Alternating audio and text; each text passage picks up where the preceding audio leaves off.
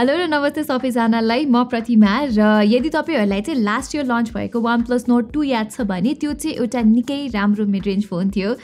Nord 2T चाहिँ त्यसकै successor हो र स्पेक्स हेर्दाखेरि चाहिँ Nord 2 र Nord 2T मा खासै धेरै भिन्नता चाहिँ देखिदैन। त्यसैले गर्दा पनि होला it's not called the Nord 3, it's called the Nord 2T किनभने स्लाइट अपग्रेड्स मात्रै छ।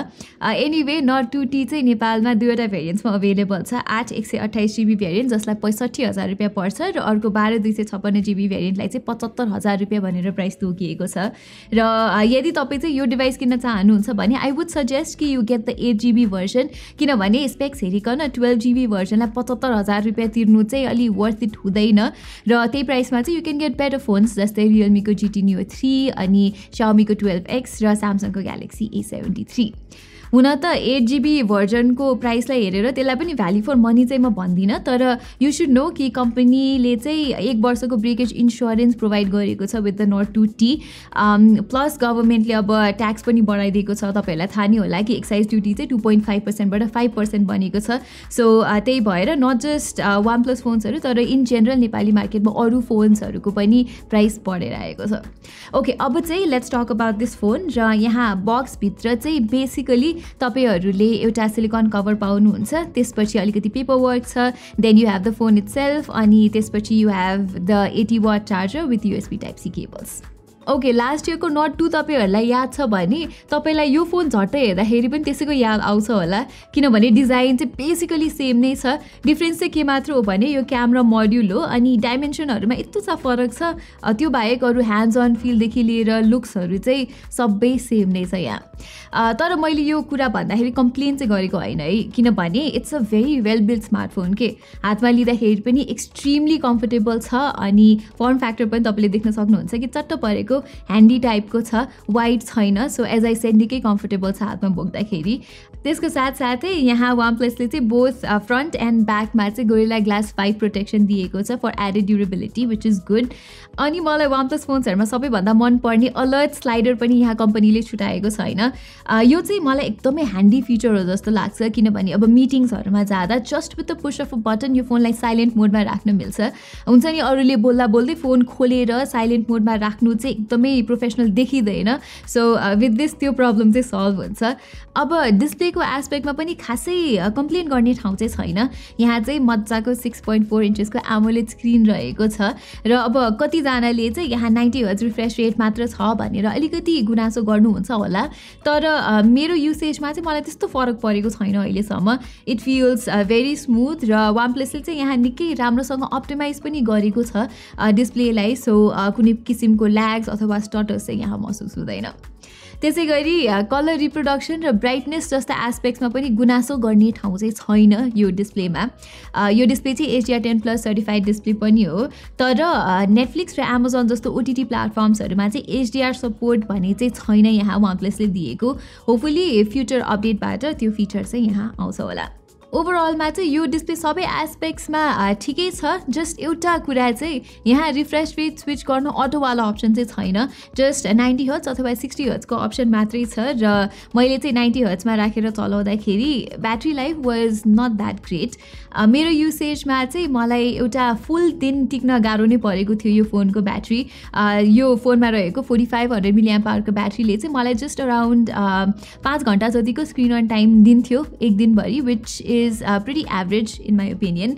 चार्जिङको लागि चाहिँ यहाँ बक्सभित्र आउने 80 वाटको चार्जरले यो फोनलाई 100% लगभग 30 मिनट जतिमा फुल चार्ज गरिदिन्छ। अब चाहिँ पर्फर्मेन्सको कुरा गरौँ जुन चाहिँ OnePlus Nord 2T मा निकै रिलायबल भएको मैले पाएँ।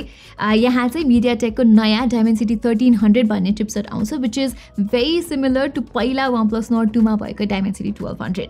यहाँ PUBG जस्तो गेम चाहिँ हाइएस्ट पोसिबल सेटिङ्समा खेल्दाखेरि मजाले 40 FPS अचिभ गर्न सकिन्छ र स्मुथ अनि एक्सट्रिम सेटिङ्समा चाहिँ स्टेबल 60 FPS अचिभ गर्न सकिन्छ भने गेन्शिन इम्प्याक्ट जस्तो गेम चाहिँ हाइएस्ट सेटिङ्स र 60 FPS मोडमा खेल्दा अलि स्टटरी भएको भएर I switch to medium settings. मैले यहाँ अरू हायर FPS गेम्स जस्तै मेक अरिना पनि खेली हेरेँ जुन चाहिँ एउटा 90 FPS सपोर्टेड गेम हो। त्यसमा चाहिँ अल्ट्रा ग्राफिक्समा I got around 87 to 89 FPS which is really good. Apex लेजेन्ड्समा चाहिँ 60 FPS मै क्याप आउट भयो यो फोनमा, तर एक्सट्रिम HD ग्राफिक्स र अल्ट्रा फ्रेम रेट्समा मजाको स्टेबल रिजल्ट्स पाएको थिएँ मैले। अब हिटिङको कुरा गर्दाखेरि चाहिँ गेन्सिन इम्प्याक्ट खेल्दाखेरि चाहिँ अलिकति बढी हिटिङ भएको मैले नोटिस गरेँ। अराउन्ड 41 डिग्रिज जति भएको थियो यसको टेम्परेचर 15 मिनट्स जति खेलेपछि। अरू गेम्सहरूमा चाहिँ खासै त्यस्तो हिटअप भएको फिल चाहिँ भएन मलाई त्यति साह्रो। नर्मल डे टु डे टास्कमा चाहिँ I have had no issues with this phone. त्यही हो, यो फोनको सिस्टम अप्टिमाइजेसन चाहिँ अलिकति अग्रेसिभ छ। सो ब्याकग्राउन्डमा एप्सहरू चाहिँ किल गरिदिन्छ धेरै बेरसम्म ओपन हुँदा। तर अदर देन द्याट युआईहरू चाहिँ सबै फ्लुइडली नै चल्छ अनि मल्टिटास्किङ गर्दा कुनै पनि समस्या आउँदैन र एप्स र हेभी गेम्स पनि सबै यहाँ चाँडो नै लोड हुन्छ। र राम्रो कुरा चाहिँ यहाँ Android 12 out of the box नै आउँछ with Oxygen OS 12.1 on top. त्यसको साथसाथै कम्पनीले चाहिँ यहाँ 2 वर्षको ओएस अपडेट्स र 3 वर्षको सिक्योरिटी प्याचेस दिने पनि प्रमिस गरेको छ। र अब तपाईँहरूलाई अक्सिजन ओएस र कलर ओएसको मर्जरको बारेमा त थाहा नै होला। वानप्लसले निकै धेरै क्रिटिसिजम फेस गरेको छ त्यो कारणले। तर मलाई चाहिँ युजेबिलिटी वाइज त्यस्तो खासै फरक चाहिँ परेको छैन। There are just a few UI tweaks अनि that's it, nothing more. Oxygen OS is still clean अनि यहाँ एड्स आउँदैन र वानप्लसको जेन मोड जस्तो कोर फिचरहरू पनि अझै यहाँ छ। सो मलाई चाहिँ वानप्लसले अननेसेसरीली हेट पाइरहेको छ जस्तो लाग्छ। आई डोन्ट नो तपाईँहरूको विचार के छ, तल कमेन्ट सेक्सनमा भन्न नबिर्सिनु होला। इन एनी केस अब चाहिँ क्यामेराको बारेमा कुरा गरौँ र नट 2T को क्यामेरा पर्फर्मेन्स पनि I would say that it's not bad. यहाँ चाहिँ 50 मेगापिक्सलको प्राइमेरी क्यामेरा छ विथ सोनी IMX766 सेन्सर अनि OIS।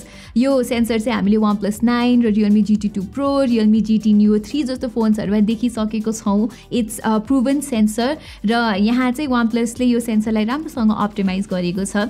तपाईँहरूले यो इमेजेसहरूमा देख्न सक्नुहुन्छ कि कलर्स लुक गुड, त्यस्तो ओभरवेल्मिङली पपी चाहिँ छैन, तर जियोस कलर्स चाहिँ प्लिजिङै देखिन्छ। जस्ट कन्ट्रास्ट चाहिँ अलिकति बुस्टेड भएको तपाईँहरूले पाउनुहुन्छ, जुन चाहिँ कसै कसैलाई मन पर्न सक्छ, कसैलाई मन नपर्ला। डिटेल वाइज चाहिँ यहाँ एम्पल डिटेल्स छ र OIS भएको कारणले फोटोजमा शार्पनेसको पनि कुनै पनि कमी महसुस हुँदैन। अनि यो फोनबाट खिचेको पोर्ट्रेट्स पनि मलाई राम्रै लागेको छ।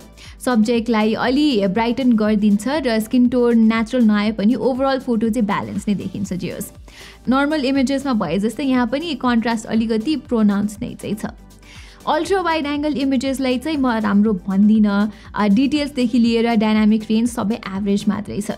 अन दि अदर ह्यान्ड यहाँ सेल्फिज चाहिँ ठिकै राम्रै आउँछ। प्राइमेरी क्यामेरा जस्तो कन्ट्रास्ट हेभी इमेजेस चाहिँ आउँदैन, तर अलिकति अझै भाइब्रेन्ट भइदिएको भए चाहिँ I would have appreciated it more. Moving on, यहाँ OIS भएको कारणले रातिको समयमा चाहिँ नाइट मोड युज नगरे पनि you can get quite sharp photos. तर अलिकति धेरै नै लो लाइटिङ कन्डिसन्समा चाहिँ नाइट मोड युज गर्दा बेटर एक्सपोजर कन्ट्रोल र शार्पनेस चाहिँ तपाईँहरूले पाउन सक्नुहुन्छ।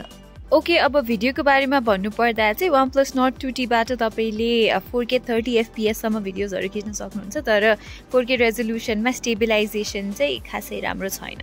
राम्रो स्टेबिलाइजेसनको लागि चाहिँ तपाईँले you will have to turn to 1080p 30 or 60 FPS दुवै रेजोल्युसनमा भिडियोजहरू राम्रै ठिकै स्टेबल आउँछ। र तपाईँलाई अझै स्टेबिलाइजेसन बेटर चाहिन्छ भने चाहिँ you will need to turn on the ultra steady mode, जसले चाहिँ अलिकति भिडियोजलाई क्रप गरिदिन्छ। सेल्फी भिडियोजको कुरामा चाहिँ as you can see stabilization चाहिँ एकदमै नराम्रो नै छ, भिडियोजहरू एकदमै सेकी आइरहेछ। And you can only shoot at 1080p 30 FPS, त्योभन्दा बढीको अप्सन पनि छैन। तर अब स्टेबिलाइजेसन बेटर गर्नको लागि चाहिँ you can turn on the ultra steady mode. So there you go, मैले ultra steady mode turn on गरेँ and as you can see the stabilization has improved by a lot.